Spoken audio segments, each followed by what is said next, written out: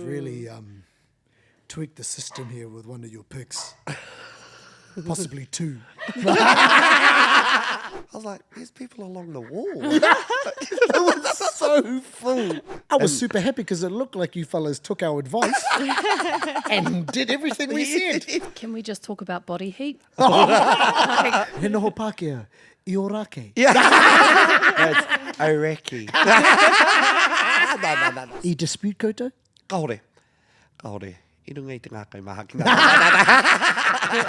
Sure. Before we get into all of the juicy yarns, ka tahi anō au ka kite, only about 50% of you are actually subscribed to Arataua.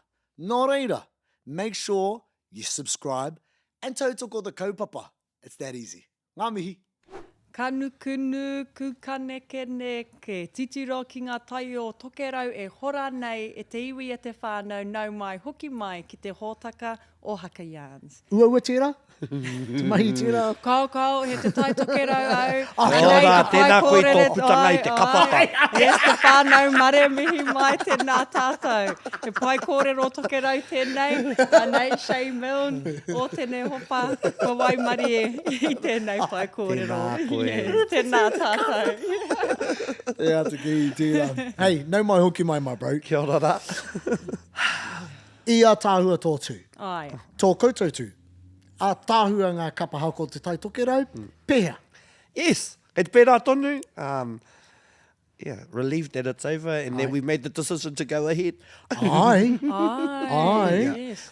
Tēnā, whakamārama hia ki te iwi, kaore pēr te tino mōhio ki ngā mānuka I ati a koutou te whakawhiti kia tū te kaupapara. Well, I ki te koutou, I ki te tātou, I tau te āwha ki te Tai Tokerau, ka mutu a parawhenua mea I tau ki ngā rohe rohenga. Ki rungo parawhenua. Ki rungo parawhenua, tika, and tērā te tai wā, te taite, I hakarohia ka hiki te kaupapa. And so, a bit of turmoil. Ai. Bit of turmoil as a tutor, as a performer, whether our kaupapa goes ahead. And so, yes, I toru rawa ngā hui, kia whakatauria me nā rānei, ka tū te hui. Tētahi o era hui I te ono karaka I te ata. Kia ora. So, I hui tuatahi, 3 p.m. Te taite, ka mutu I te patua kinotia, te rohe, te ua, I te hau. I think, though, your sister was wanting to put a pānui out on the 4 p.m. Bulletin. Te karere. And kāri tatu te whakatau. Ko te kia mohio mai tātou. Ko takutua hini te heamana o te Waitangi Cultural Committee. Yeah. Kia ora, Koera Blake. te rōpū e whakahaere ana I tā tātou hui. Yes. So, And before her was your tuakana. yes, tika. It's a whānau affair. But yes, so toru 3 p.m. And then we were kind of given dates, possible dates, if we weren't able to go ahead with it. Civil Defence had declared a state of emergency. And so, yeah, I te mauri rere, me pono ngā kōrero, about, whether, what the decision had to be made. And ultimately, I think I tika te whakatau. Ai. Ka haere tonu. Hoi anō, e maharana I haria hau I tētahi hui, tētahi kaputi kia Kahurangi I tētahi wāna hui. Ai. I te taki wā o te rima karaka o te taite. And I roto I tērā hui, takutua hine, me rōpata hea, rōpata koe te... Te hekere tari. Hekere tari o te tarauti. He was rocking his emergency vest I taua hui. So it was serious stuff. It was serious And stuff. kamutu ko te high tide, I tērā ahi koira I waipuke nui ai etahi o ngā wāhi. So I tino marama kia mātou anyway, o waho o te kāinga. Yeah. Sure, ua tēnei. Yeah, he ua tēnā. So, yes, I kind of put the thing up to Blake. Ho mai he rua haora kia kōrero ngātai ki tā wā mātou kapa. Ai. And so, I hui anō Ai. mātou, te ono kraka o taua ahi. Ai. I rere hoki ngā kōrero, round and round mo te tahi haora. And me mihi au kia Hera, the sister Hera, who kind of said, because it sounded like we were going to actually hiki. Ai. And then Hera kind of put a, tai wai hoama, whānau, we've done this before, let's hold off on making a decision. And so we came to a consensus, me tatari mo te ata, te ono kraka o te ata.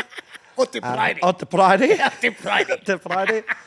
Kia ki te rānei mena he nui te pākinotia o te rohe.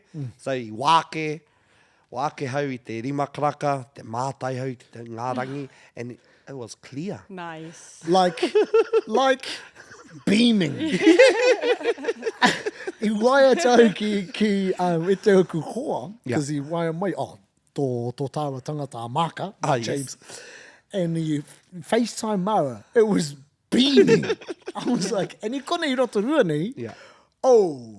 pōkaka marika ana, kohu ana, kaore tai te kite i a bloody ngongo taha, i a mokoia, whakakorea ngā rerenga o Kahurangi. Actually, let's go to Kahurangi i aia nei. Now, te take kōrero hia ana hea I ua ai mō Kahurangi I te mea, he kai whakawā ia, ki te whakataetae rā. So we were kind of in the midst of what's going on here. I feel like, hey babe, we changed our plans like 7 times in the space of 24 hours. Tēnā tātou. I whakakorea taku rerenga I te rima karaka I te ahiahi o te praere. I te ono karaka I te ata o te praere. Yes. Me. Ai, te ahiahi. And ana I whakatauria I te haere tonu te kaupapa, ka mea tau kia Chey right, kei te, I found me a Uber driver, Chey, nāna haui hari I te pō o te praere kia tai rāno ki te Tai Tokerau, I te mea I te karawhiu I konei. Ngari te whakahua mai ngā te ohu whakahaere, it's blue skies up here. So, mahi tika ana, tā rātou, tā koutou o tēnei whakatau kia haere tonu te kaupapa. Me mihi ahau kia ruki, bro. Ai. I kata ahau, I kata maua. Ne? Mōhio ahau kia ruki. Tuputahi mātou I roto I te ao kapahaka, he tuakana tērā kia hau. E rangi e mihi anau ki aia mō tana ngana ki te tiaki a Kahurangi, o tira hau, ne? And he was like going, e rua pē ngā wā, I waia mai ia kia Kahu, kamutu, I waia mai ia kia hau ki te kimena I paitonu ana, kei te ora ahau, e hihuko ana hau, kia tai atu a Kahurangi ki te hui. He was like going, man, e aroha ana, because it's like peak summer here. Come to that Friday, 27 degrees I whanare. And in te rāhoroi, They're saying jokes. I te rāhoroi, it was blazing. Hoi anō. Hoino. Koe rā. Anō, yes, engari I runga anō I te huarere, ka whakaro au ki aua kapa e rua, kaori whai wahi atu ki te whakataetae, I heke ai te nama o ngā kapa I te whā ki te toru. Kia ora. Nā ko te te o ngā kapa ko te whānau o te hikutu, whirina ki tērā. Me Ngāti Waikau mātua. And koe rā ngā rohe I tino Pākia Kia kinotia. Ko ngā whānau hoki a ngā kaitātaki te hiku o te ika anō ki me ngā rohe o te tairāwhiti taitama wahine. Ana koe nei te tautuarua karapipiti kua heke te nama o ngā kapa ka whai wāhi ki te Matatini. I pēhea te wairua I te mōhio ka heke anō te nama? Well, me pono ngā kōrero. Ngā rōpū whakataetae I āhua mōhio ka pērā. So, you know, aroha ana. And me mihi au ki te whanau te ikutu. Ngā kaumātua o Ngāti Wai. I te korenga o rātou ki tā tātou hui. But it was an extraordinary event. Ai. And an extraordinary decision had to be made. Ai. And so, yeah. And, you know, e mohi ana kaurua, you're already primed for time, you're primed for that date. And so, even as a tutor, making that decision, and then for us, when we were asked, you know, is it a go or is it a not? And we took our lead. If Waerenga te Kaha and Muriwhenua can get through, ka pai. You know, and they can say, yes, well, let's go. Taku mōhio mō Muriwhenua. Evacuated here te pāpa o Herama. Ai. I tana whare ake. Yeah. So, me ki ana rātou, let's go. Yeah. Well, Let's go. Yeah, I ki te au I ngā kiriata ki te pai āhua ana hei tāna, you know, we're te tai Tokerau, we can do this. Ai. Ana, I kitea tērā, all hands on deck, and maki ki a tātou, it was beautiful. Yeah. Mean day. Ah, E ni tā, tino harikoa hau i Hatea, i tai atu ahau māoko kahu. Tēnā It was koe. mean. I hari koa koe te mei rongo koe i tō ingoa. Heaps of times. E mihi ana ki ngā uri o Te Tai Tokerau. Kia ora. Hei, mihi nei ki tō tātou hōtaka o Haka Yarns. Kaori mihi mai ki au. Kaori au i Oi, rongo te i noho taku koe ki te ingoa. kāpata, koe a pia te take. Yes. Well, tērā pia, tērā pia nā te mea, he ua te tuku mihi ratu i tētahi karanga. Yeah, But he kua roti- taia e koutou wāhine mā. Kua taia. Ai. Hoi no, nah, it was a mean day. Yeah. Beautiful. Ngā hua, i tuatahi a Muriwhenua, tuarua Hātea kapahaka, tuatoru Waerenga te kaha. Yeah. Tua whā te uri o Manumanu, tua rima te raua Tūhoronuku. Tāua. Ai, me kōrero pēr tātou mō Hātea, i te mea kei konei koe mā bro. Pēhe te campaign. Yes, you know, I reira ngā piki, I reira hoki ngā heke. Ai, But I mau tonu, I you tonu, and bro, I was really happy with our performance. Me too. Yes, yeah. I was super happy because it looked like you fellas took our advice and did everything we said. Te mātakitaki hau te episode, and I was like, oh, who leaked?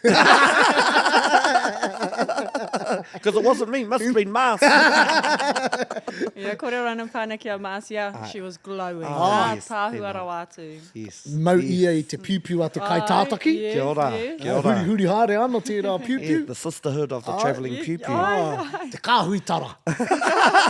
Ngā assassins. Yeah, so yeah, e tunu pai, I tau, tā mātou kau I ngā mai, yeah, really glad. Yeah, kia tai ki te mutunga o te hotaka ki tō whakaro ka iria ki te ingo Hātea ki te top 12 o Haka Yarns. Ooh. Oh, Taihua tērā. taihua tērā. Tāria tērā wānanga, tāria tērā wānanga. Nō reira, Muriwhenua wiki tōria, Ai. e māku ki a tātou, I te wā, e tū ana ngā uncles me ngā aunties a Otene I Hatea manawa nui, I te takoro hahau poro ahau. And then ka tai atu au ki te whakataetae whakaaro ahau. No, all good, because Muriwhenua hei te rua karaka. Pirangi rātou kia ū tonu ki ngā wā, aha koa te rere ki hanga o ngā rōpū, kia ū ki ngā wā, so mohua kapai. 2 o'clock, I say, 20 past 1, half past 1, tai atu au I au te tahi car park pass. Che. A kahu te judges pass, I was like, sweet ass, should be all good. Tai atu ahau, kare kau he Māori Warden, kare kau he tūtei, it was a free fall. I was driving and going, oh no, I'm going to get no park. I te tū ngā traka I runga I te curb. And I was like, double parking up. I was like, oh. So ko te pātai ki, yeah, where did you park? Moe koe, I tuahau tatatuna ki te bloody wakatopa-topa, I te rātu pito o Ki tua o Kensington. pāua. Ai, matau te oma. And then tai beautiful, but oh my God, Kensington Stadium. And he a tāhua tēnei, ngā pikiminga heke o te whakahare ki roto I tetahi whare ki Wahorani, ne? I te aroa nei, a tāhua, maru ana te papa I te tangata, stadium, beautiful, ne? Ki katoa ana, e ringi I roto o Kensington Stadium, he wāhi whaiti tērā, but there was no osh, and it was full, like, full. Record crowds, you homa. Record crowds. Full, ana ko ngā tamariki tonu e eke ana ki te atamira mahi haka ana. I was like, me. What state of emergency? Yeah? Ana I te tū takutuahine I ko I ahau, mua tata ia Muriwhenua, ka mihi ake, I was like, this is mean, this is just, yes. And then I ata whakawāte he rātu. Pena ia te aroa ngā te wāhi I mua I ngā kaiwhakawā, just kia wātea, mea tau, ka titiro mau, I was like, tukuna man kia noho ngā tamariki ki rei. She said, yeah, so o mātu I mua I te tū.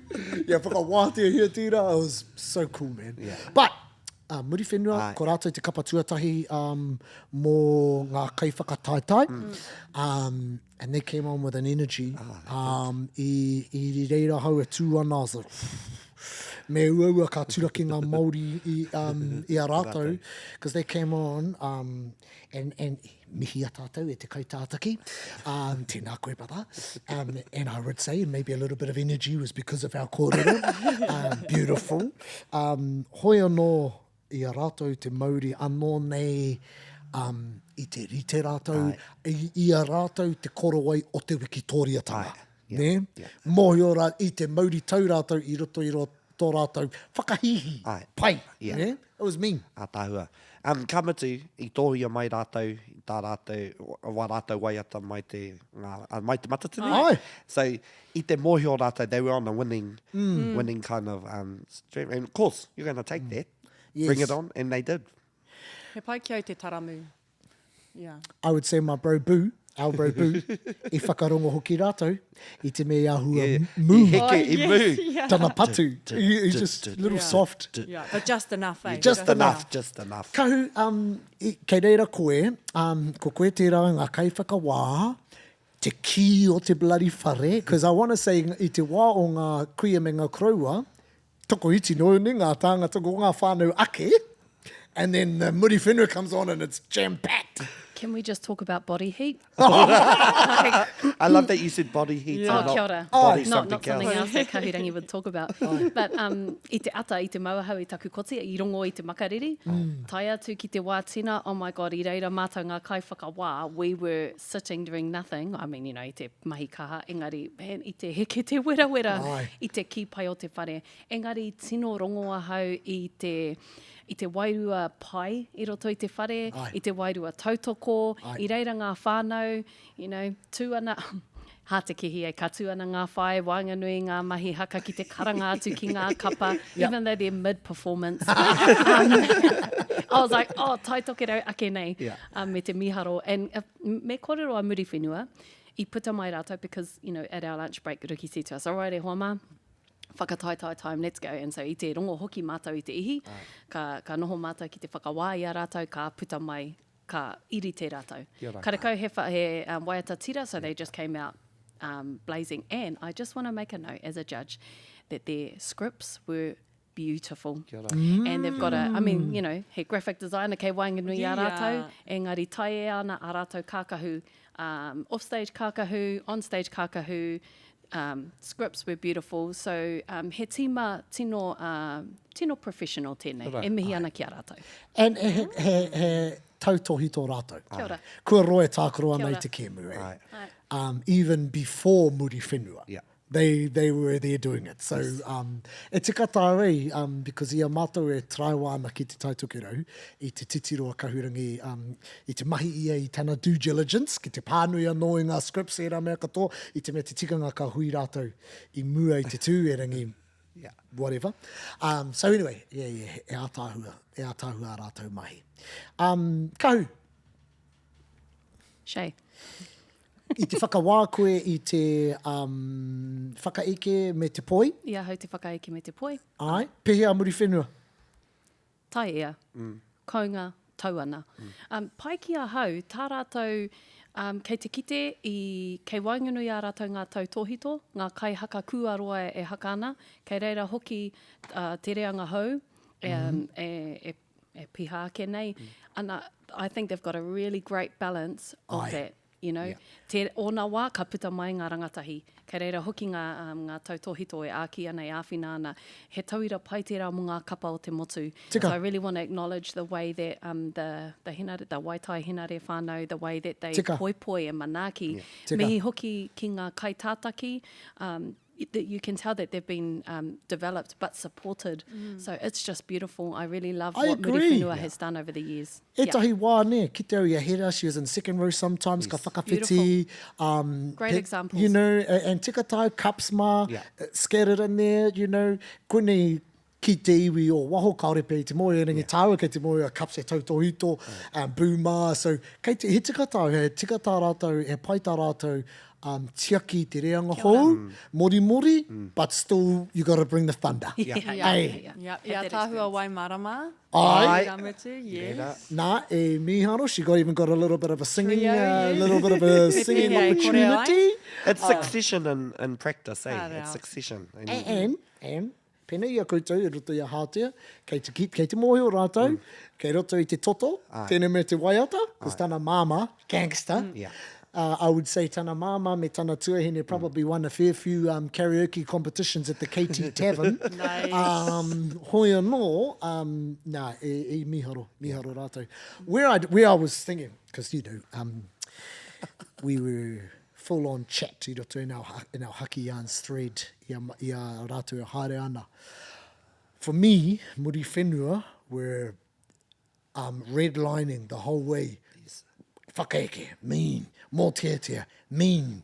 Puta i te kāpata, mean. And the crowd was like responding as well, which was always a good thing. Āringa, their power notes and stuff, and it was like, whoa, but then ka tīmata ki te plateau. And I was thinking, ooh, koe nei, ka kau mai Hātea, this is where Hātea's going to come through the middle. Is that something that you fellas, i a koutou e whakarite ana, is that something that you fellas are conscious of, mo te consistency? Because e rere ke koutou i tēnei tū, I would say, i tēnei rauna. It felt like you guys were trying to do something different.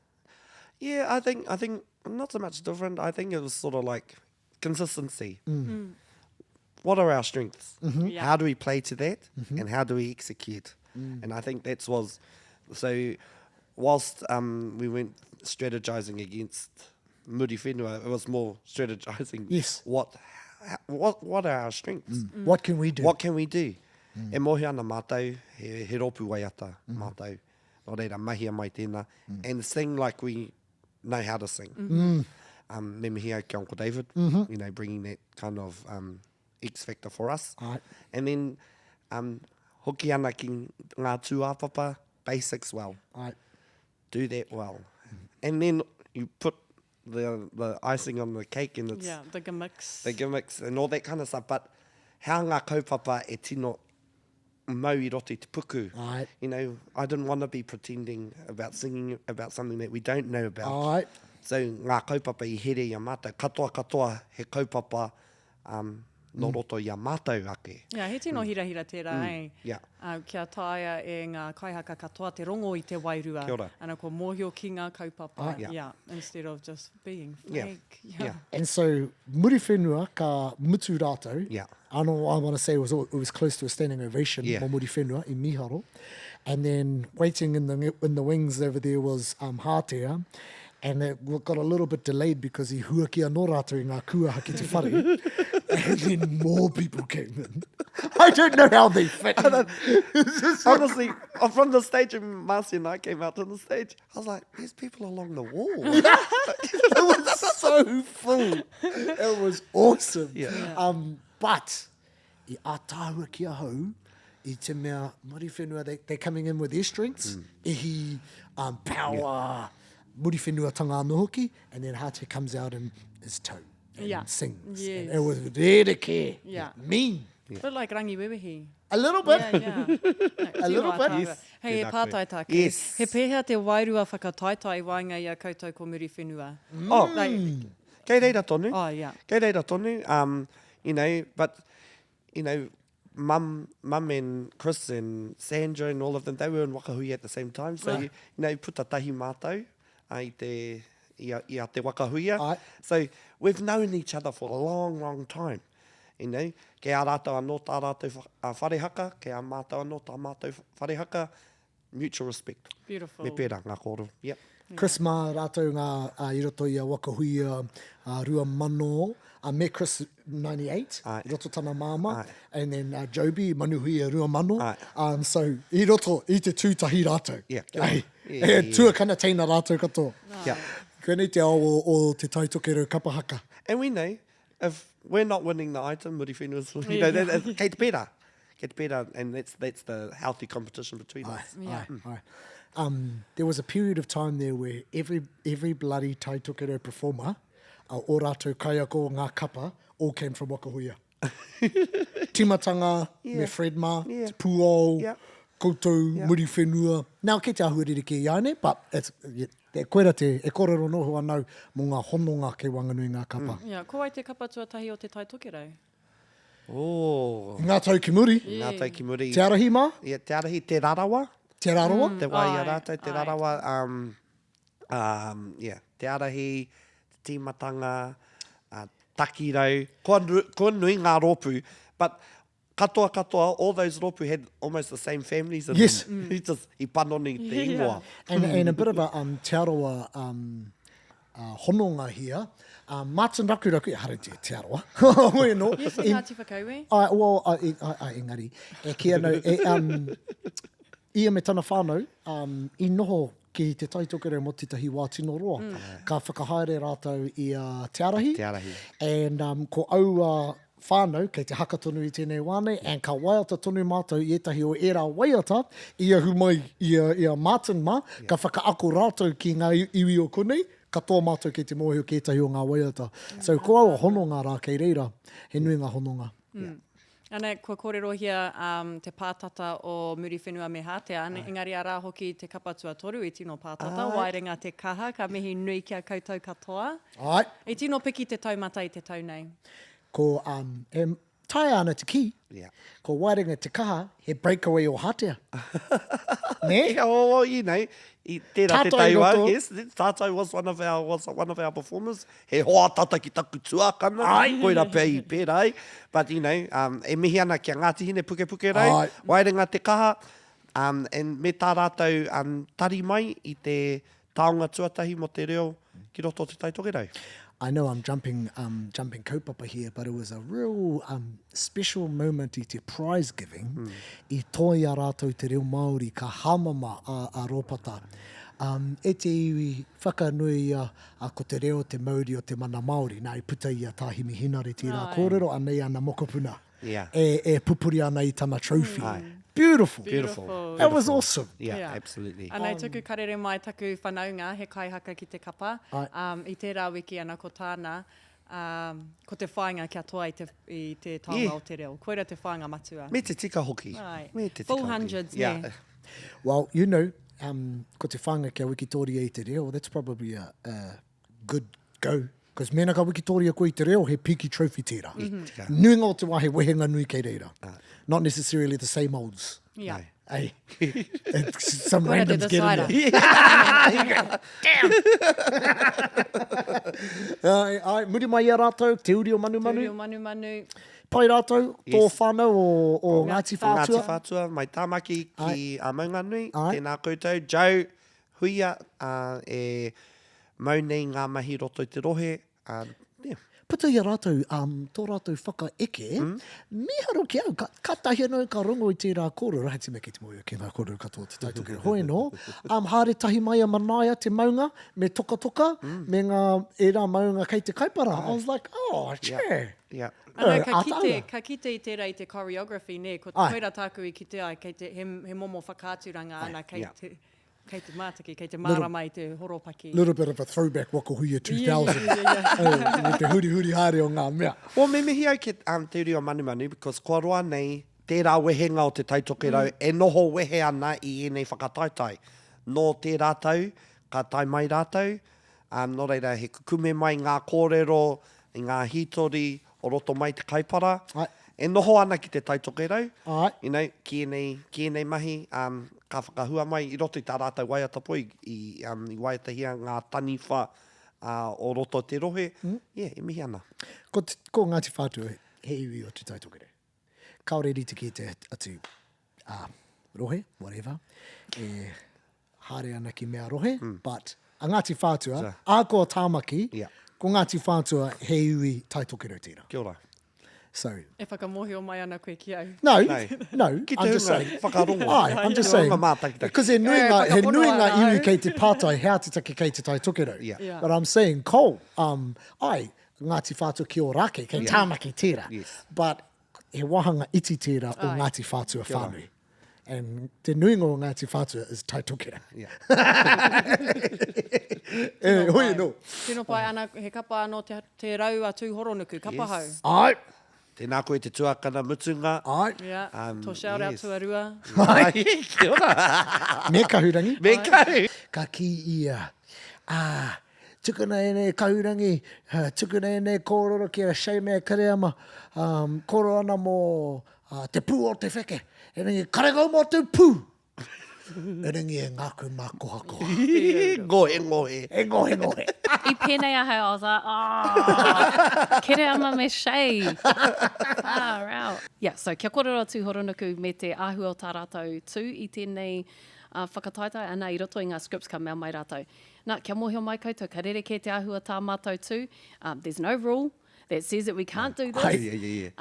Engari, ka mihi a hoki, tēnei kapa mo te āhua o tā rātou whakamārama i ngā āhuatanga i roto i tā rātou tū. Ka pēnei ngā karanga, ka pēnei te tatara aha atu rānei. Mihi ana kia koe mutunga i tō shout out. Me, ko tana tamatera, tana rākau, i te whakawātea. What a save. What a save. Nah. Went from potential disaster. No, nice save. Oh. Yes. And hey, actually, tā rātou kapa tautoko, I puta mai rātou, and I was like, man, mehe ma koenei te taumata o te kapa tautoko, ka tino eke te kapa whakataetae.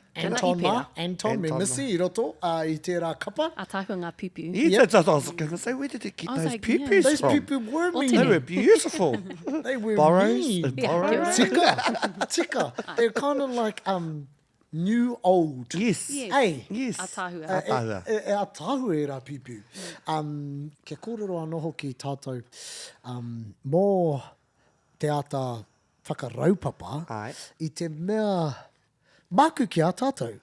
Mehe mea ka maue kōrero I ngā points, because kaore au I whakaaro ka pēra ahua nui te wehenga I wanganui o koutou me Muriwhenua. Ai, so Muriwhenua, ko tahi mano torurau iwa te kau mā whā, ana ko Hātea, ko tahi mano torurau iwa te kau, so whā ngā piro I waenga I ngā kapa e rua rā. And then Waerenga te kaha, ko tahi mano torurau waru te kau mā waru, so rua piro amuri I a Hātea. And then he nui te wehenga I wanganui te tuatoru me te tua whā. Hoi no, kaore au I mahara ka pēra rawa te nui. Ki au, I was like, I te message hau I ene nā ka mea tō, ka tino pātata tēnei. Yeah. Well, so, pēnā ka mātai hau I ngā kōrero a Kahu mā.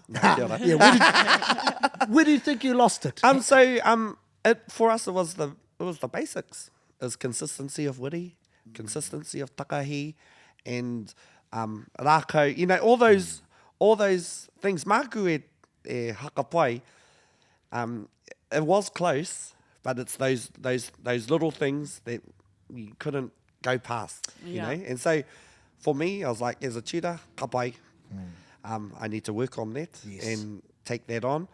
And don't get me wrong though, I mutu te hui and I tāku ki ngā kai whakawa. Oh, no, see you don't know that better. Engari, that's where we kind of lost those points. I dispute koutou? Kaore.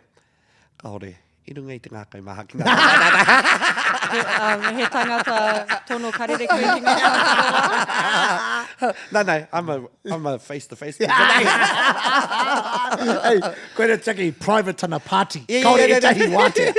But also, kia mohio mai, in Tai Tokerau we had whole points. There were no half points. No halves. They were, so, although 4 points is still 4 points. So what you're saying is ahako he iti. Yeah. Heaps of small things is heaps. Yeah, that's right. Yeah. That's right. Ana I te wā koira ngā mea e rapu ana I ngā kai whakawā. tone. Wiri, takahi. Yeah. E rapu ana I ngā huarahi pai e tā rātou tango. Kia ora.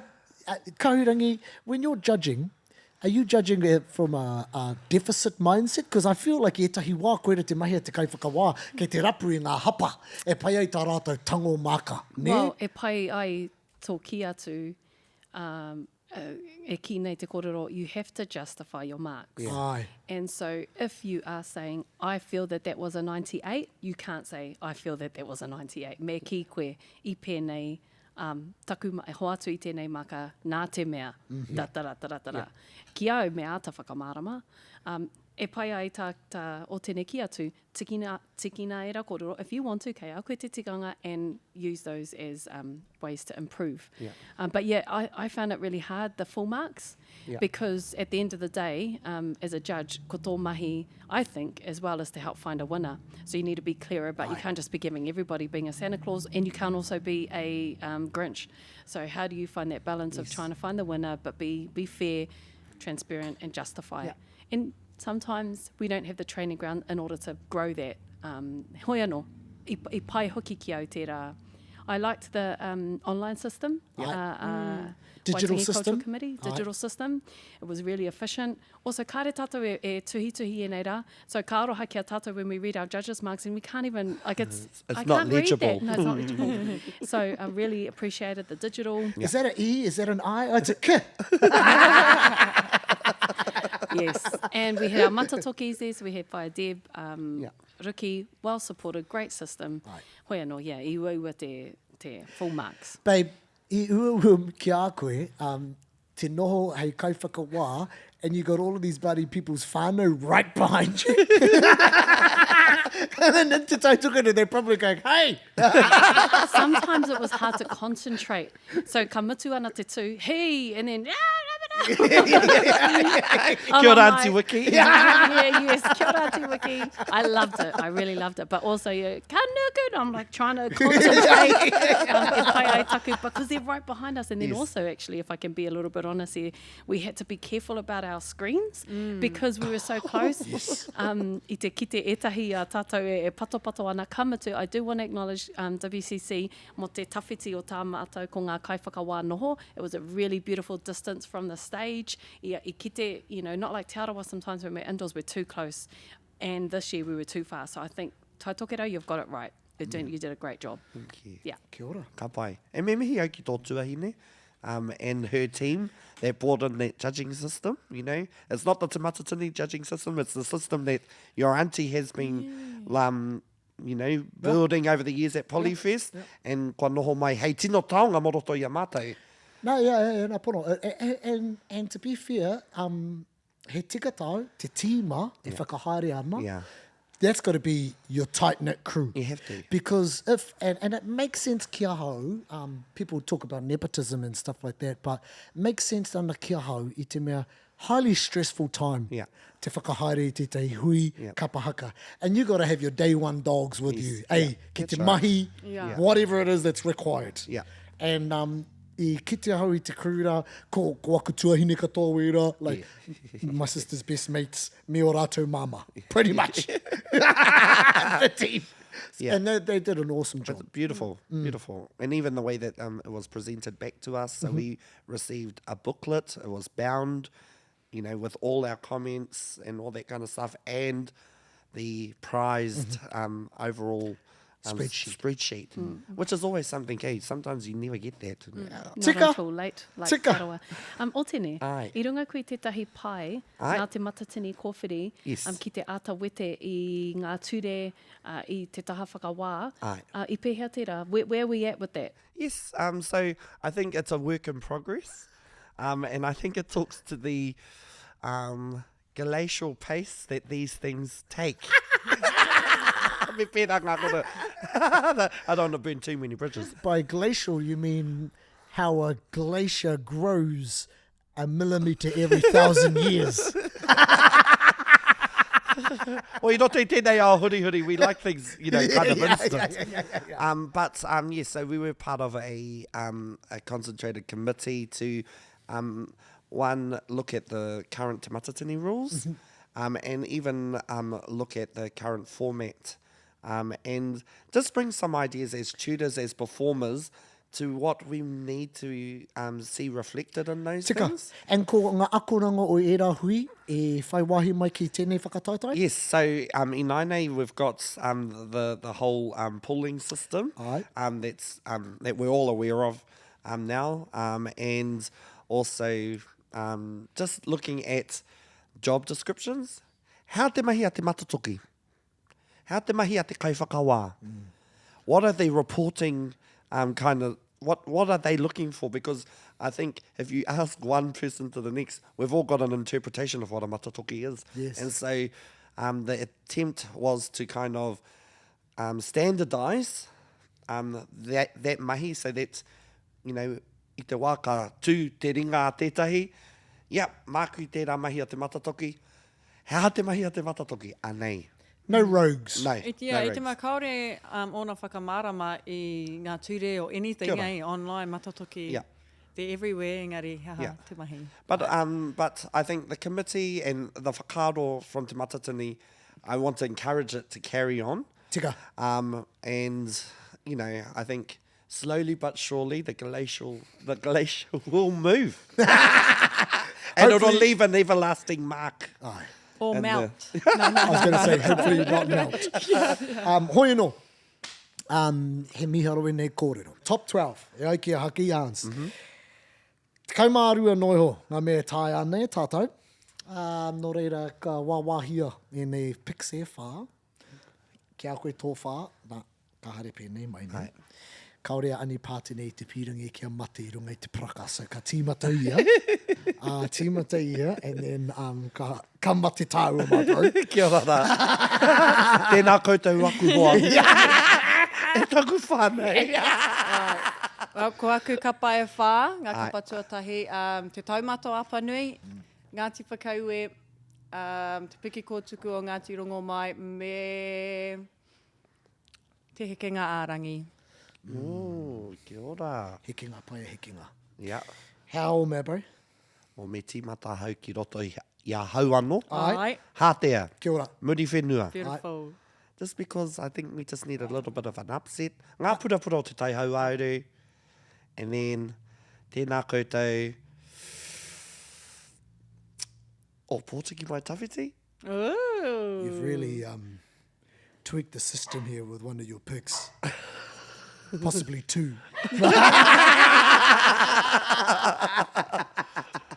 Oi no, taku whā. I'm going to say Ngāti Rangi Wewehi, because kaore ani pātene ki tērā. I te tataria hau kia pick ia I ngā mea māma.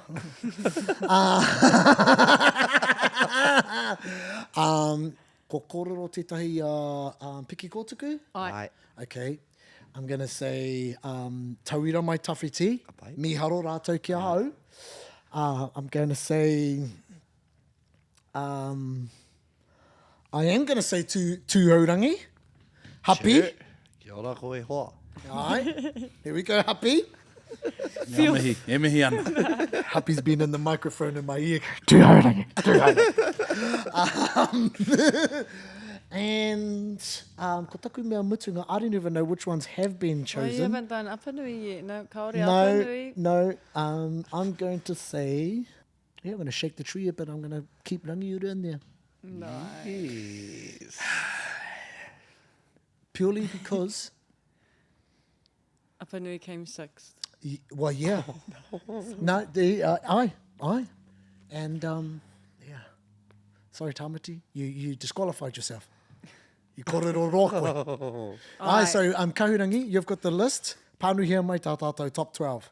Te taumato apanui, Ngāti Whakaue, te piki kōtuku o Ngāti Rongo Mai, heke ngārangi, Hātea Muriwhenua, ngā purapura o te tauhau auru, o Pōtiki mai tawhiti, Ngāti Rangi Wewehi, Tauira mai tawhiti, Tūhoronuku Ngāti Wāhiao, Rangiura.